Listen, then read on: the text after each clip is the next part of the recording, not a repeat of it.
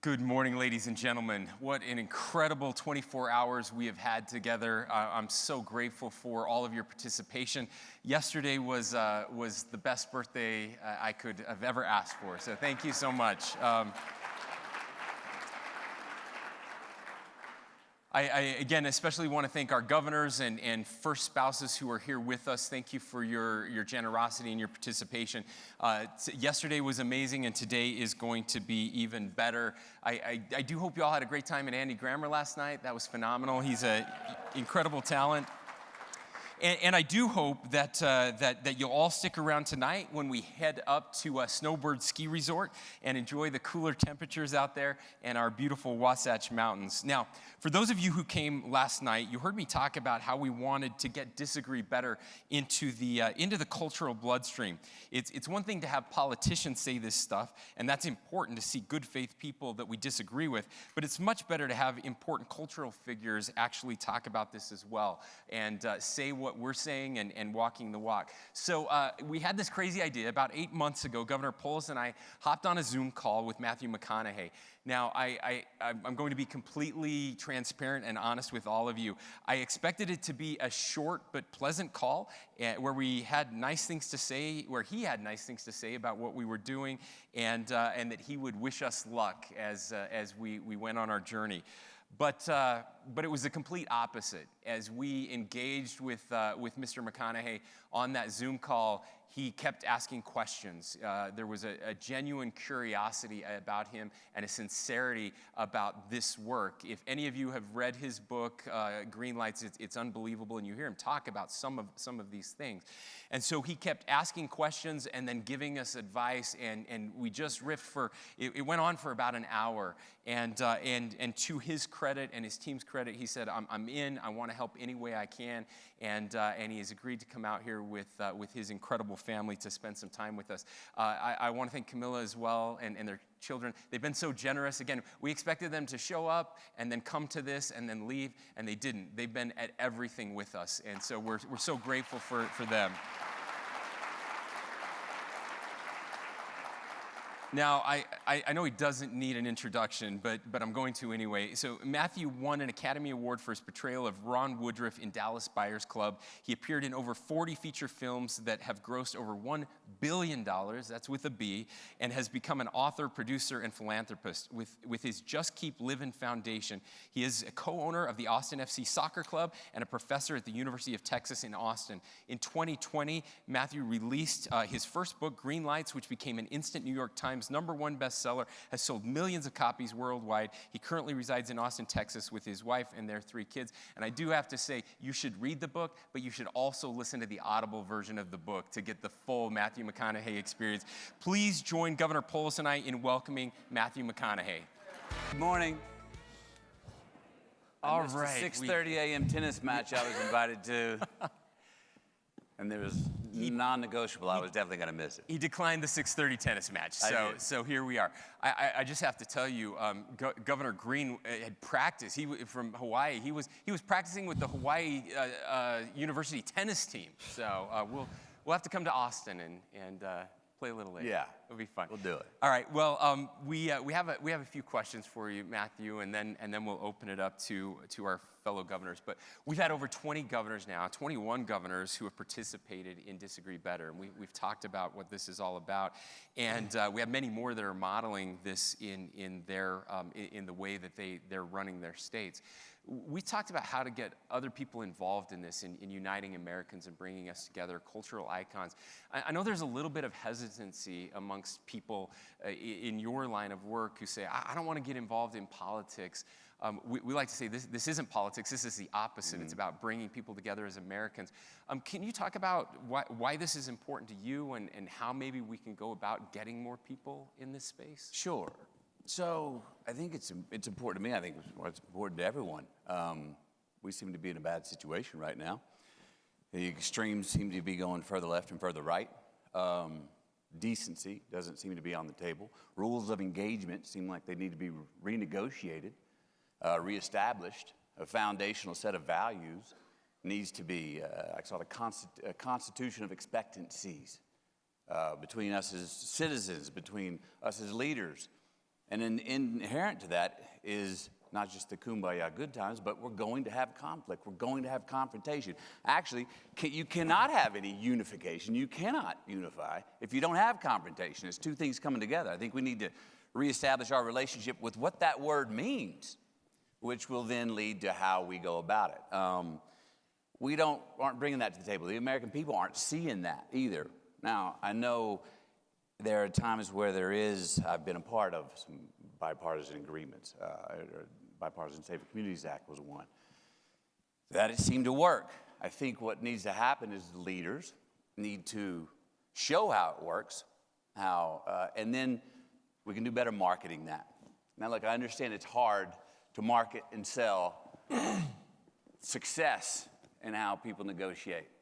It's not as fun, it's not as sexy, it's not as exciting as the car wreck. We're a nation of rubberneckers. It's just human nature. But how do we sell the success of it? How do we market that? How do we promote that, hey, this worked? Not only today, but this is bringing you value tomorrow and down the road.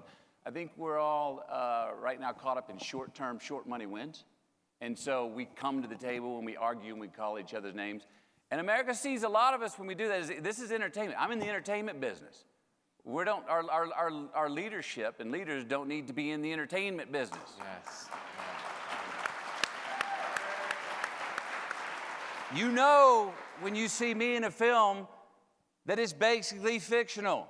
I've read a script, I'm playing a character. That's not the role that the leaders of our nation need to be playing. They just don't need to be. So the adults in the room, I've heard that term thrown around. Yes, the adults in the room. Don't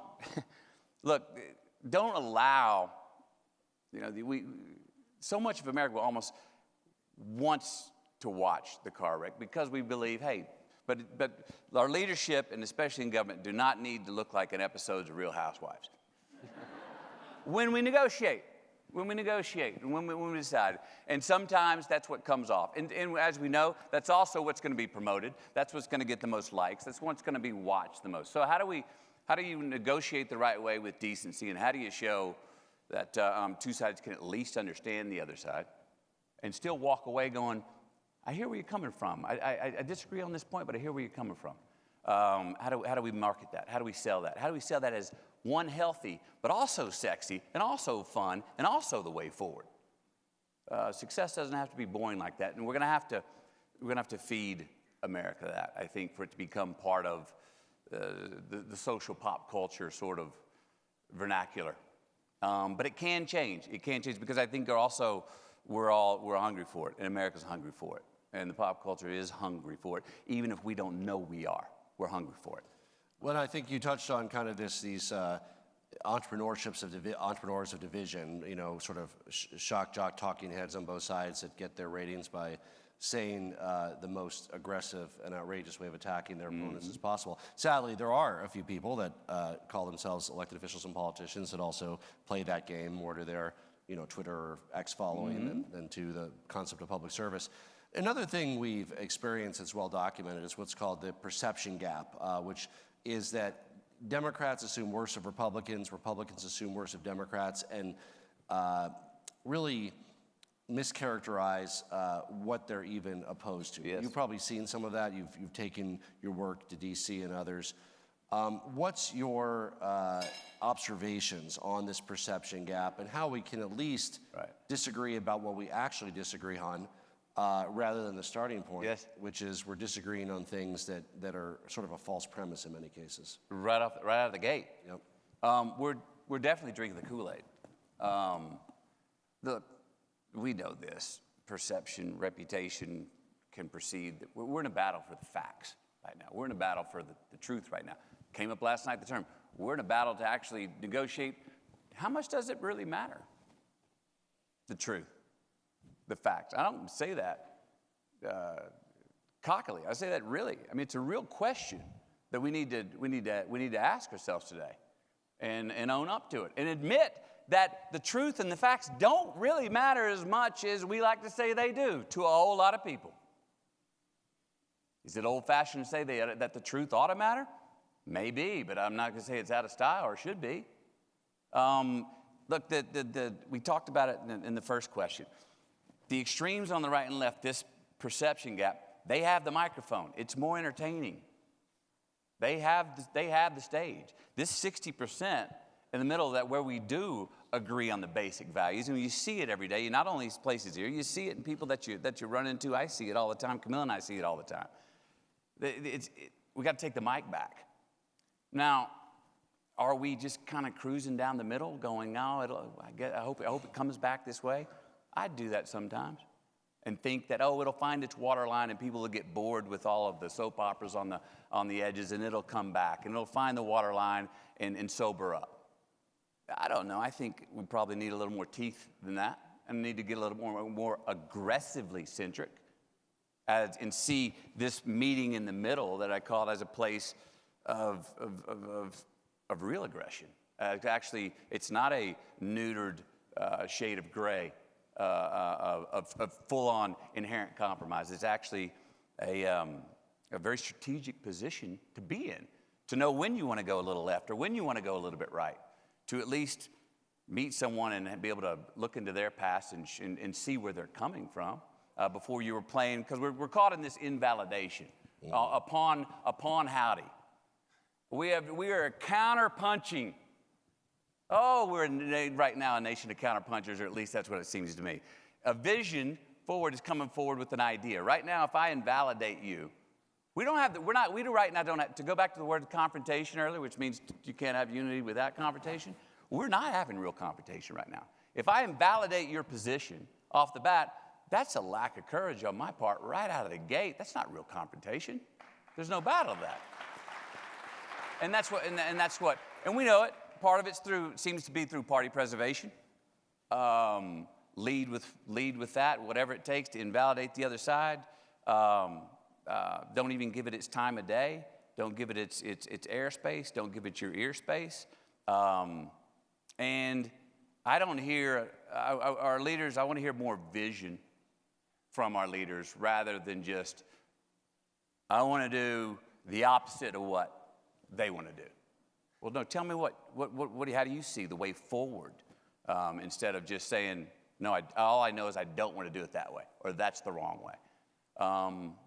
And look, we see in right now, it's with two presidential candidates, fear, let's admit, fear is easier to sell than hope. It's more measurable. You know, we talked about the invisible assets of being able to market a good negotiation. It's harder to sell. That's page 14. The deficits, though, the losses, the train wreck is front page, bold print.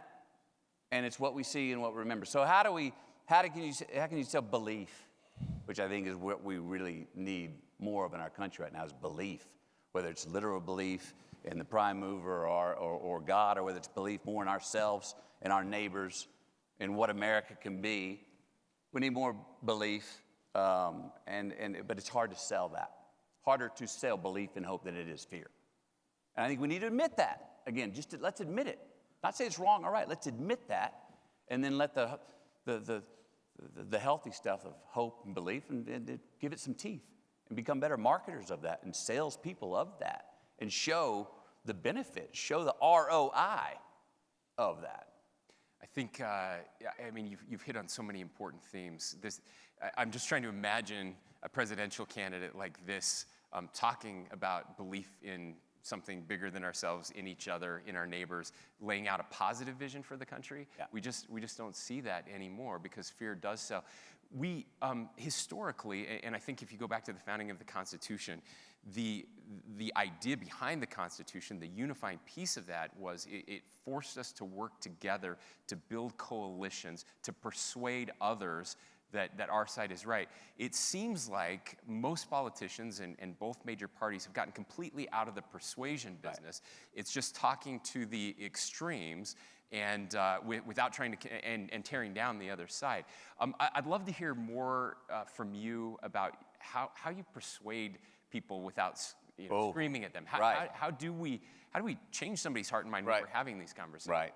All right, and this is not just me, but I mean, look, we all want it to be our idea. Every one of you want it to be your idea. Great leadership helps nurture making sure that the person you're trying to teach, it's your idea. It's our idea. We all want ownership. Nobody wants a mandate. Nobody wants to be told what to do. That's one rule I have. I've learned this 10 years ago, and I've been in the business 35 years. Now I go to every director, I tell them right off the bat, I go, look, I'm easy to direct. Just don't tell me what to do. And it's true. A director who's not telling me what to do, who I bring up an idea and says, yes, try it. I try it. I'm much more open to when they go, hey, well, what about this? If you try it this way, hey, you gave me mine.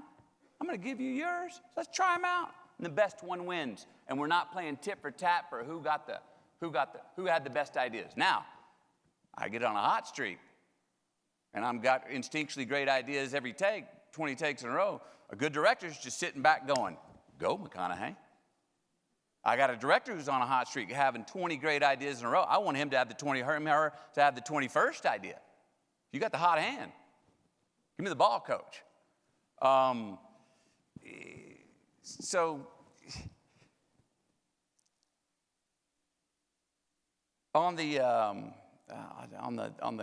we were talking about the gap. What was the last Perception. Perception. Perception, yeah. Kind of when you're arguing against almost like a caricature of what the other person even believes, and too many people actually believe that they're people who happen to be political opponents are sort of caricatures of who they actually are. And in the research, when they did the studies, they would ask Republicans, what do you believe? And then they would ask Democrats, what do you think Republicans believe? Yeah. And then they would do the reverse. And what they found was what Republicans and Democrats actually agree, the median Republican and Democrat, is about this far apart. Right. But what we think the other side, we think we're this far apart. And that's that perception. Yeah. And again, that's the Kool-Aid of what we're being sold. I think it's, we talked about it a little bit last night. It's what's truth, what's the facts, and how are we digesting that? We used to have a Chevy, a Ford, and a Dodge, CBS, NBC, and ABC News. Now the exact same topic is, I'm convinced one way if I'm watching Fox, another way if I'm watching MSNBC on the same topic. Now we have so many other filters and avenues and columns of news cycle. We were talking about where young people get their news. So much of them get it from a TikTok today. There's so much more information out there. Where do you know what the fact is? Where do you know what to trust? How does this resonate with other? I would call you a cultural leader, right? You're cooler than the governors. Let's be honest. We might bring a little gravitas to the situation, but we don't move culture. You guys, wait a minute. I have to tell a quick story. So last night, Matthew comes and he gets his hat. The governors all got their hats. Now, yesterday I saw Josh Green put on that cowboy hat and walk into the room, and then I saw him put on a cowboy hat and walk into the room, and all I can say is my chief of staff and I just looked at each other and we're like, holy crap, that's why he's a movie star. You wear it better. But I mean, and other, moving the culture. We can be adults in the room. We can do this as governors. But how do you excite and move the culture? Yeah. Thinking beyond yourself, other cultural leaders, your interaction with popular culture. How do we kind of move the ball on this? All right. I think this kind of, so celebrities are part of the cultural movement. Okay. Look, celebrities and a lot of people in my industry are mostly lean to the left. Sure. Many of them lean further into what I would call an illiberal left. A lot of us are guilty of the same thing we're talking about from the other side, a default opening invalidation of the other side. We cannot lead. My industry cannot lead with, well, all hierarchies are tyrannical, period. No, that's not a default fact. We can't lead with, well, if you don't believe in abortion, then you're anti-woman. We can't lead with that. We can't lead with, well, the word means more and is more important than your intent. We can't lead with that. So we have to watch. My industry has to watch its tongue out of the gate because it's coming from a left, and at least 50% stereotypically of the country is going, oh, you're left. Okay, and okay, that's where you're coming. So we have to open that conversation with our opening statements. and not invalidate a moderate or conservative view out of the gate, which we're guilty of doing to an extent.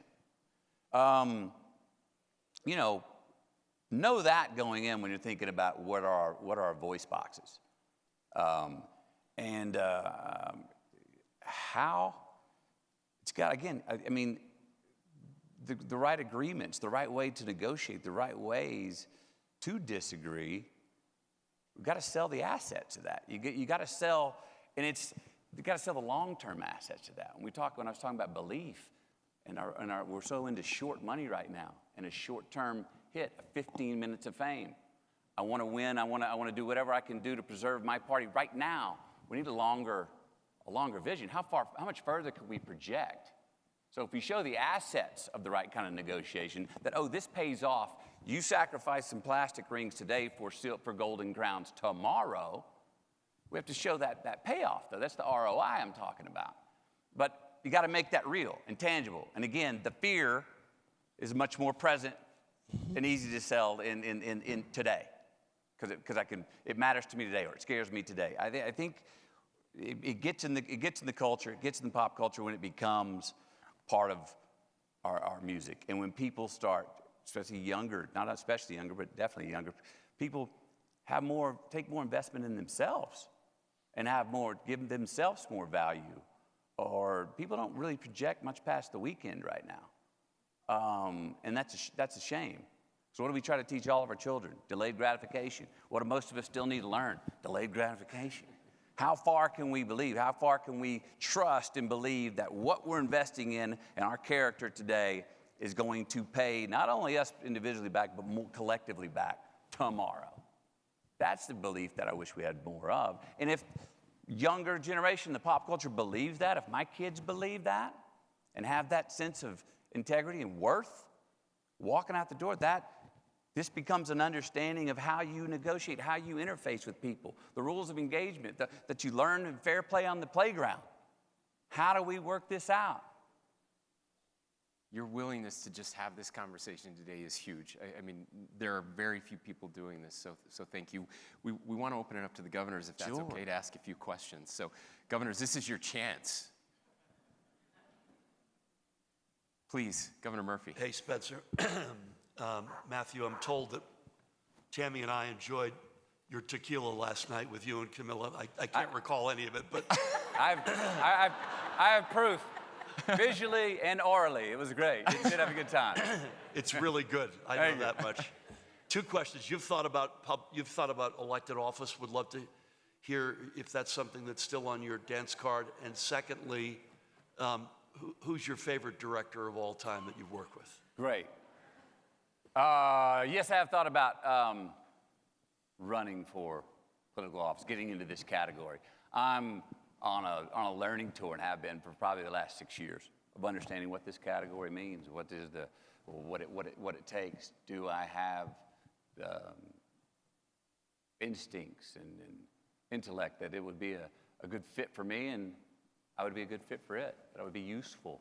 I'm still on that learning tour, and days like this, I'm learning a lot. Last night I learned a lot. I learned a lot from you last night through that tequila, sir. See, let me just tell you, whatever you learned from Phil last night, you might want to just keep it. I'm just kidding. Just kidding. Whatever he's learned from Phil, you can discount. So, yes, Governor Murphy, it is something that I've been thinking about, and something that I have a great reverence for. My favorite director that I've worked with, well, Richard Linklater I've worked with 3 times, and he gave me my first shot in a film called Dazed and Confused in 1992. Yay. All right. There it is. All right. First 3 words I ever said on film.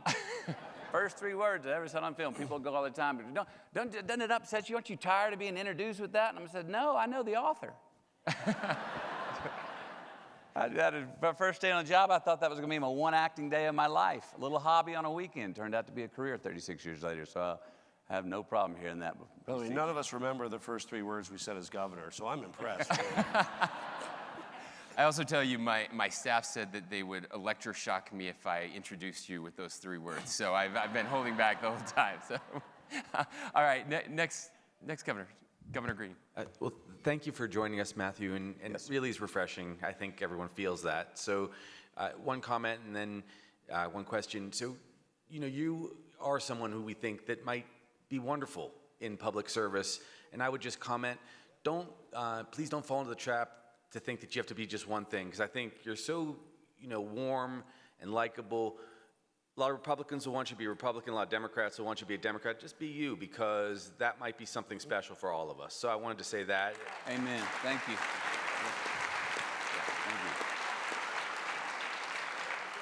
And your family's wonderful. Thank you for letting us meet them too. That was extraordinary. And I just, I can't help but to ask, what kind of experience has it been like to be a movie star and being in these movies? And what's your favorite movie that you participate in? Because we love, at our home, Interstellar and Contact and all these things. What's meant a lot to you? Great. So, as I said a minute ago, I got called in. I was in the right bar at the right time in Austin, Texas, and got asked if I wanted to play this part, try out for this part in the movie Dazed and Confused. That was the summer of '92. That 3 lines turned into 3 weeks' work.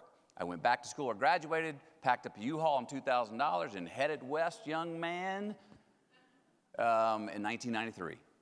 I didn't have to go through the actual hardships of not getting jobs. The first 2 auditions I had in Hollywood, I actually got.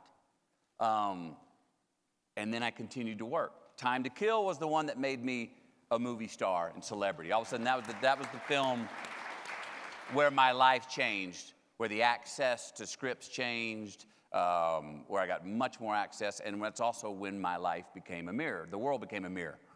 That's when I no longer met strangers and had to put on backpacks and head off to places unknown to meet strangers. It's a wild, unbalancing ride. I enjoyed it and was appreciative. I had times where I had to be less impressed and more involved. Because you got to remember, we're coming from, I'll do any of these scripts, to over 1 weekend in a box office opening Time to Kill, and all of a sudden, here, you can do any one you want. I'm going, wait a minute, 2 days ago, I'd have done any of these, and you were saying no, and now you're giving me 100 and saying, do whichever one you want? That was a lot to take to sort of navigate. I had success early. I had a rom-com run, which I was very fortunate to have succeeded in, but also at the same time, sort of, for me personally, felt like it had pigeonholed me and put me in a place where Hollywood wasn't offering anything else. Because I couldn't get what I wanted at that time. My wife and I agreed to take a sabbatical and moved to Texas on a ranch, and was not seen for 2 years. What I learned in that was being out of the business for 2 years and actually entertaining, seriously, becoming a high school football coach. And finding a new career. The players know it, right? I entertained that because I didn't know if Hollywood was going to offer me a job again. But what happened in that, what I learned was, after 2 years of being away, where was McConaughey? All of a sudden, I became a novel, good idea for possibly a drama that I wanted to do. And then they came, and I jumped on them.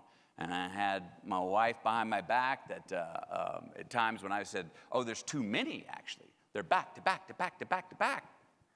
I had a wife there that told me, you want to do all 4 of them in a row? I said, yes. She goes, then grab your pair and let's go do them. And we did. And they worked out. I won the Academy Award for Dallas Buyers Club. That was the pinnacle of achievement for acting in my field. To have my peers deem that work the most excellent meant a lot to me. Meant a whole lot to me, and still does. And I've continued to work and enjoy. I love telling the stories. I mean, my job as an actor is the humanities. It is, when I do it well, when any of our performers do it well, what happens? You see, we put a mirror to your face when we do our job well. And that's a transaction with humanity that great art can give us, and that people that go watch it and share in that experience give us back. My favorite movie would be Mud. Yeah. And the reason why is that Mud is the movie. Now, my father's since moved on.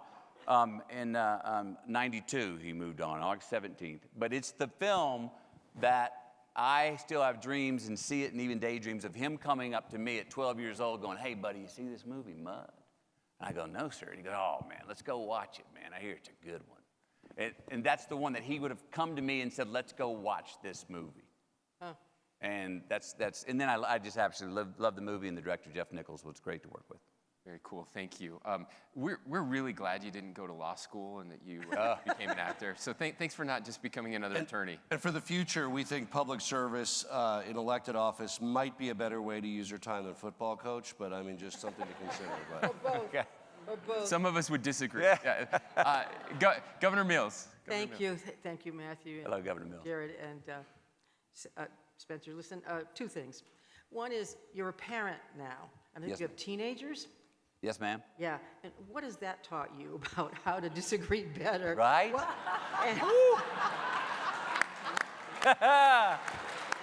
Maybe I should ask Camilla. Great question. What do you teach them about success? Okay. What does success look like in their eyes? And secondly, you mentioned last night that a life-changing experience you had, I think as a teenager, going to Australia, some Yes. sort of exchange and getting yourself out of your home state, out of your own head. How would you describe that, and how would you recommend that for others that age? And I will just say for those watching at home, 2 of the 3 kids are here with us today. So Yes. I'd love to hear your answer. Daughter and son are here. My eldest son is not. And Camilla, please feel free to join in as I go. Or did that lead to the tequila production? I don't know. Yes. Well, it is called Pantalones, and as we say, if everyone kept their pants on, none of us would be here. So we made our kids. Speaking of children. Yeah, so teenagers. I have a hunch right now, and I know this is early days, but I'm feeling like this is the honey hole for me as a father. Partially because I'm not having to edit my stories with them as much, because they've gotten a little bit older. You know, I go as a parent, my idea is not politically speaking, but conservative, early, liberal, late. Let's set the rules up first, the expectations, the rules of the road, learn to block and tackle, to use sports term, before we're gonna go play whiteout, all right? Let's understand who we are, try to understand what our expectations from our family is, what our character is, before we head out and go, all right, let's go hustle. Let's go try and make it. These teenage years, we're starting to loosen that up a little bit because hopefully, Camilla and I both feel hopefully that we've given a good base of values to our children and that they understand our right from wrong. They understand how they may have to make a decision that's an underdog among their peers, but hey, that's who they are. Hopefully. Obviously, that's be a tough thing to navigate. We'll continue to navigate that. You know, it's exciting because now you also, I always thought they need a father and a mother first, and then later on in life, they still need a mother and father, but you become a friend. What I'm noticing this stage is I feel like I'm being a big brother. And that's a really cool thing to be, a big brother and a father. But in the transition from father to friend, which will come later in life, I'm noticing that I'm feeling like a big brother. And that, I don't know, the proverbial arm around the back in the hard times, the proverbial pat on the back in the good times, and being a partner in those, and still a father, but yet a big brother, that's my favorite part about right now with them is becoming teenagers. Did you want to add anything to that, Camilla?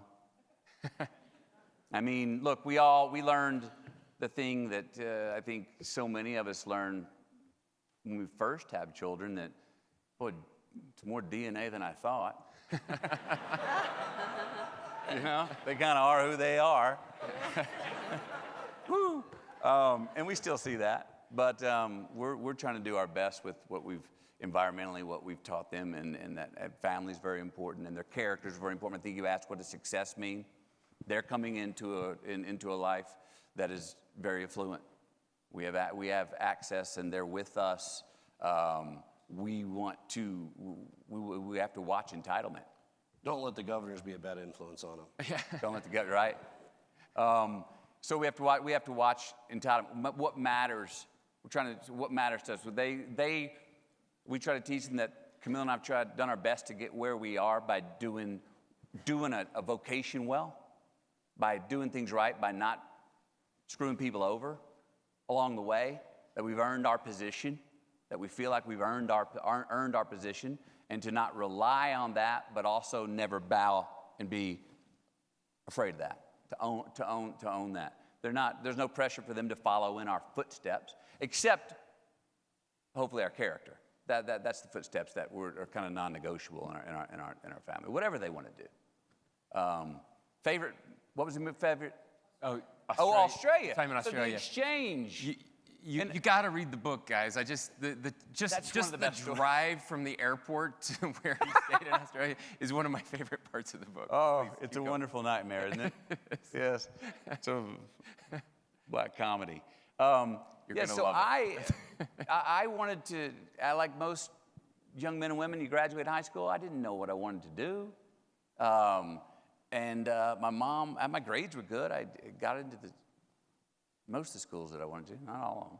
And my mom had the idea, we were going to be an exchange student. And it was Sweden or Australia. And I said, Australia speaks English. And at the time, I was like, oh, and Elle Macpherson may be on the beach in Sydney. Sounds good. Let's go. So I got through the Rotary Club and I went. And that year was the most important year of my life. It really was, because I was lost. I was alone. I lost all my crutches. Like I said, I was coming from a high school where I was catching green lights. I had a 4 handicap, 4 holes in ones, girlfriend, $45 in my pocket, a job, made straight A's. I had freedom, no curfew. Great truck. Yeah, great truck. And I hit a big red light when I showed up in Australia. None of that was on the table anymore. Didn't have my golf clubs, no girlfriend, no car, and I had a curfew at 10 p.m. And I was like, damn, I went backwards. And I was in an odd situation, but I had to endure it and figure it out. And I learned more about my family. I learned more about Texas. I learned more about America by being outside of it and objectively looking back at it. In that year, then I understood the previous 18 years. And there's a program, his name's David, who actually works with Steven Spielberg, if he's in the room, who does these exchanges and even socioeconomic exchanges from Palo Alto to Kilgore, Texas. David McCullough III. Yeah, this is a brilliant idea. And I think, whether it's a year away after high school for service, or whether it's a year away after high school for an exchange, I think it's a wonderful idea for maturity and empathy and understanding and figuring out who you are and who you're not. For young men and women, young children at 18, to go take a gap year. And that's the most valuable year that I ever had. I will just give a shout out as somebody who went to Mexico for 2 years during that impactful time of my life. I want to shout out Governor Wes Moore and something we're doing here in Utah with service opportunities for our young people. It's really important in between high school and college. So, yep. We have time for maybe a couple more. Governor Waltz. Yeah, Matthew, thank you for being here. And I got a chance to be down there at Bentonville at Heartland Forward when you were down there. Yes, sir. Really interesting group of people trying to make impact on their community, somewhat outside of the formal setting of elected officials. And I guess I just think about this. You're viewing it as, entertainer with elected officials. We talk about that. What professions inspire you outside of those when you see what folks? Professions? Yeah, what inspire professions? me? Regular folks who we keep talking about on this that are out there doing the work, Right. the ones that are figuring out how to pay the bills. Yeah. What professions, when you look at that, you say, you know what, these people are really doing the work. They're out there. Because down there it was child care providers, it was a lot of other people. Well, I think we were all impressed with the people on the front line during COVID, the sacrifices that were made there, the invisible, talk about invisible assets. That was people stepping into a war that they didn't know the rules of and were on the front line of an enemy that wanted contact and that you really had a lot of trouble defending. The persistence there and the selflessness there.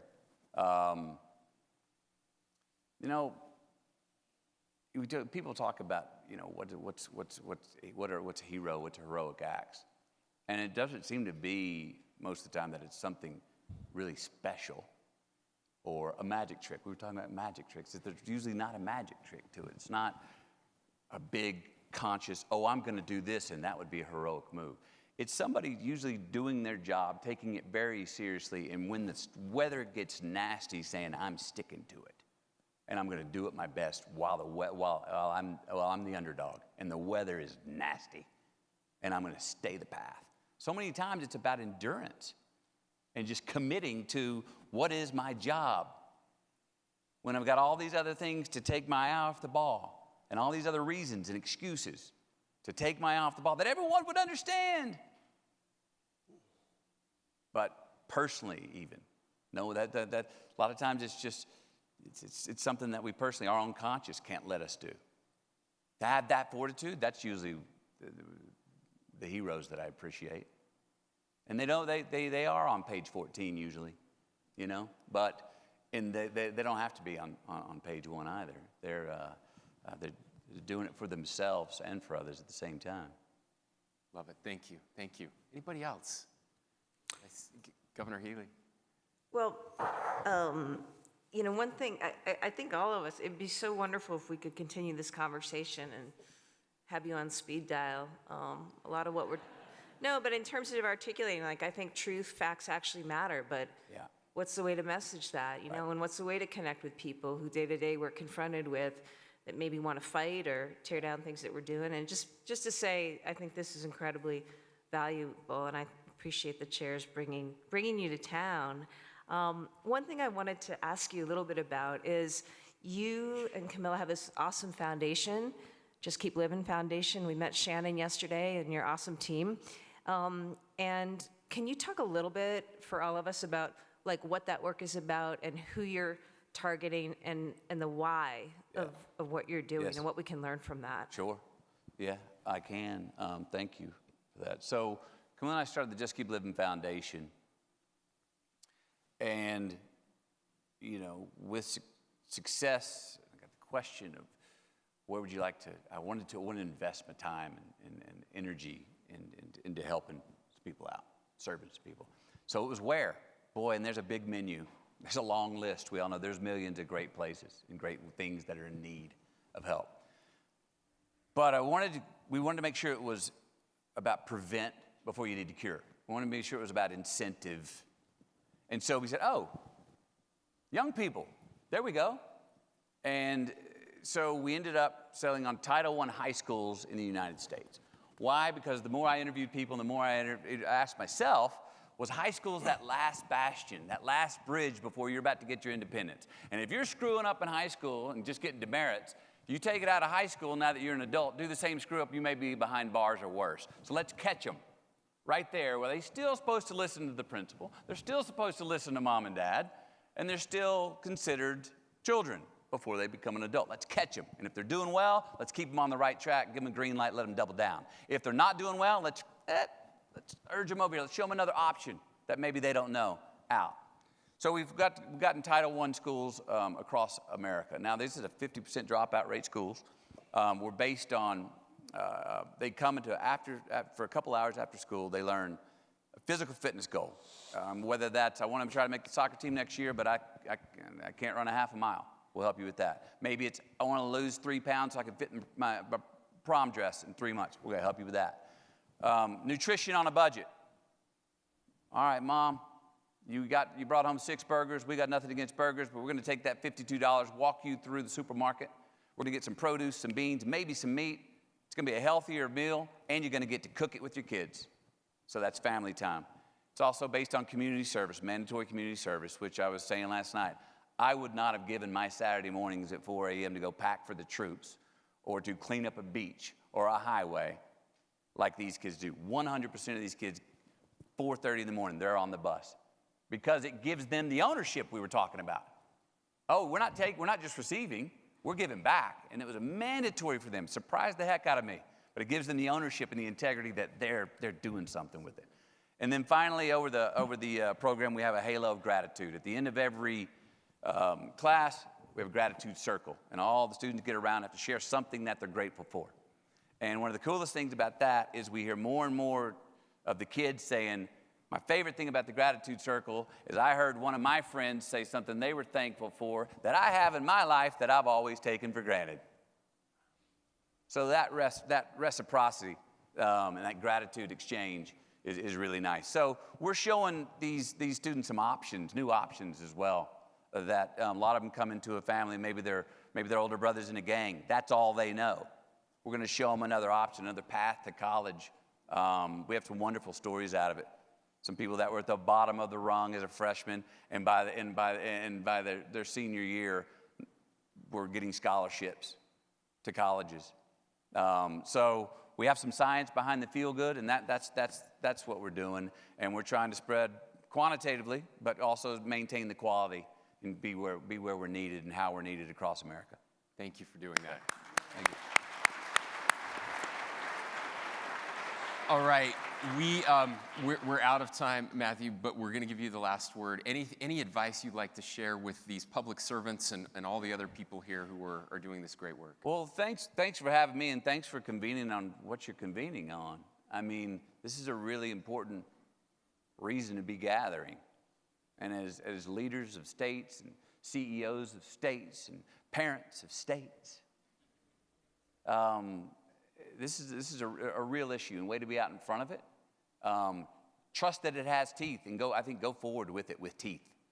Be aggressive with this as part of a real solution that's necessary, not wanted, necessary. People want to listen, but we got to.